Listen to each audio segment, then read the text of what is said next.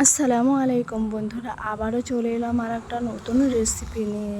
আজ আমি আপনাদেরকে দেখাবো ধনেপাতার চাটনি কিভাবে বানানো যায়। তো ধনেপাতার চাটনি বানানোর জন্য এখানে আমি কয়েকটা উপকরণ নিয়েছি, আমি বলে দিচ্ছি। এখানে লেবু নিয়েছি, রসুন আর আদা আর কাঁচা লঙ্কা আর টমেটো আর তেঁতুল।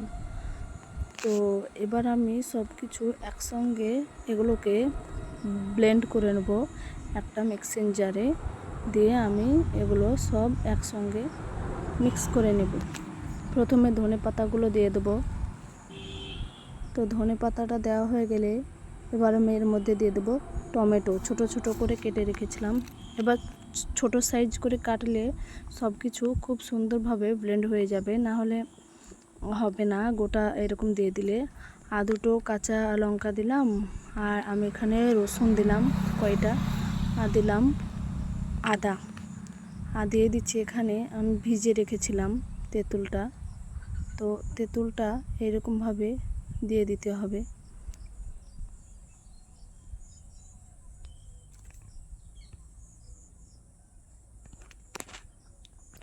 তেঁতুল টমেটোটা দিলে কিন্তু চাটনিটা আরও খুব সুন্দর হয় খেতে, খুবই টেস্ট ভালো হয় আসার।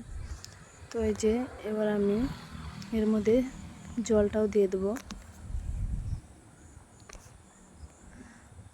আর দিয়ে দেবো এখানে লবণ। আমি এখানে 1.5 চামচ লবণ দিলাম, কারণ একসঙ্গে মাখাতেও খুব সুবিধা হবে। আর আমি এখানে দিয়ে দিচ্ছি 2 চামচ চিনি। তো চিনিটা আপনারা দিতে পারেন, নাও দিতে পারেন, কিন্তু আমি চিনিটা দিয়েছি, আমাকে ভালো লাগে সব কিছুই দিতে। তো এই যে আমি এবার ব্লেন্ড করে নিচ্ছি।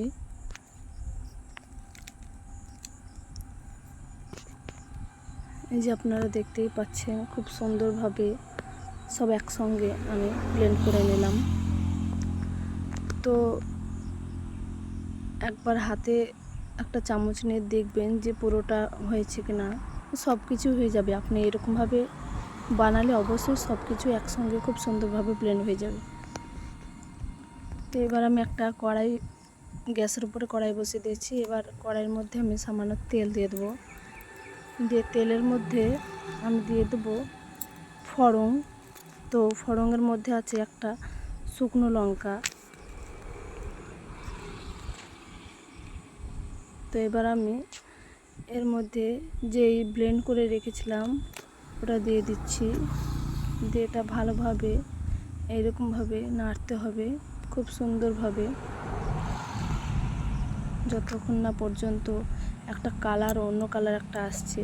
আর মানে তেলের মধ্যে এটাকে একটুকু নাড়াচাড়া করে রোদ্রে শুকালে চাটনিটা কিন্তু খুবই সুন্দর হয়।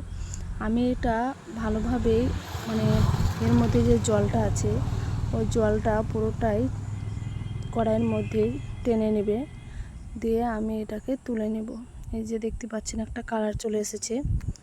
এবার আমি এটাকে তুলে আমি এটাকে আবার রোদ্রে শুকাতে দেবো, দিয়ে আমি 2 দিন পর এটাকে ব্যবহার করব খাওয়ার জন্য। তো এইরকমভাবে আপনাদেরকে একদম যে মেহেন্দি কালার হয় না, সেই রকম টাইপের হয়ে গেছে। তো এইরকমভাবে একটা কালার নিয়ে আসতে হবে। এইরকম আপনি ব্লেন্ড করে চাটনিটা খেতে অতটা টেস্ট আসবে না, যতটা আপনি কড়াইয়ের মধ্যে একটুকু ভালোভাবে করে নেবেন। তো এই যে দেখতেই পাচ্ছেন আমার খুব সুন্দরভাবে এটাকে রান্না করা হয়ে গেছে। এবার আমি এটাকে তুলে নিচ্ছি, দিয়ে আমি এটা রোদ্রে শুকাতে দেব। যদি ভিডিওটা ভালো লাগে তো অবশ্যই সবাইকে শেয়ার করবেন আর আমার পাশে থাকবেন, আর একটা সাবস্ক্রাইব করে দেবেন। তো এরকমভাবে আমি একটুকু ধনে পাতা দিয়ে সাজিয়ে নিচ্ছি আপনাদেরকে দেখানোর জন্য। তো দেখতে পাচ্ছেন খুবই সুন্দর লাগছে দেখতে, অবশ্যই বাড়িতে আপনারা ট্রাই করবেন।